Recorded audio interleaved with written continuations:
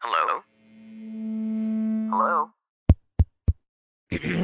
Podcast Network Asia. Halo semuanya, selamat datang kembali di konten High Story dari Podcast Hydran. Dan kita akan membahas High Story episode ke-86. Masih bareng gue Putu dan dengan judul podcast sebelum tidur dan cerita Ridwan soal kisah tidurnya. Nah, sudah di-mention ya, gue ngobrol sama siapa di sini, dengan Ridwan dari podcast sebelum tidur, karena kita satu network yang sama di PN Indonesia.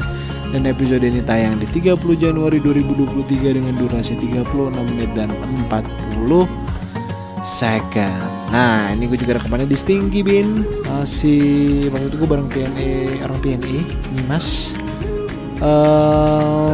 Episode ini membahas tentang, ini dua arah sih. Dia rekaman sama gue, nge-record tentang podcast Hydran di episode ini dia, dan ini gue ini collab lah. Gue rekaman buat dia rekaman buat gue.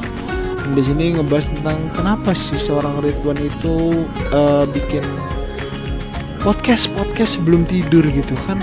Gimana ya, kayak podcast sebelum tidur itu kayak sebuah aktivitas gak sih? Dengerin podcast sebelum tidur. Dengerin podcast sebelum tidur nggak? Gitulah.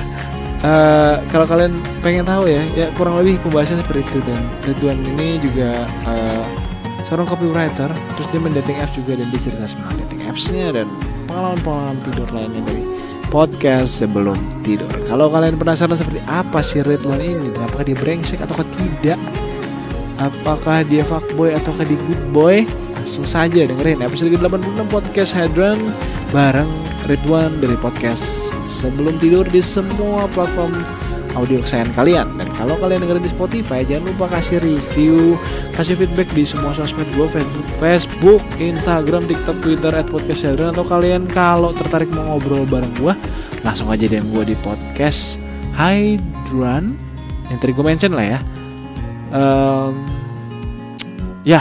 Ya, semua kalian bisa temuilah di sosmed gue. Anjing tiba-tiba nge-blank gini. Akhir kata gue pamit dan selamat mendengarkan. Pandangan dan opini yang disampaikan oleh kreator podcast, host, dan tamu tidak mencerminkan kebijakan resmi dan bagian dari Podcast Network Asia.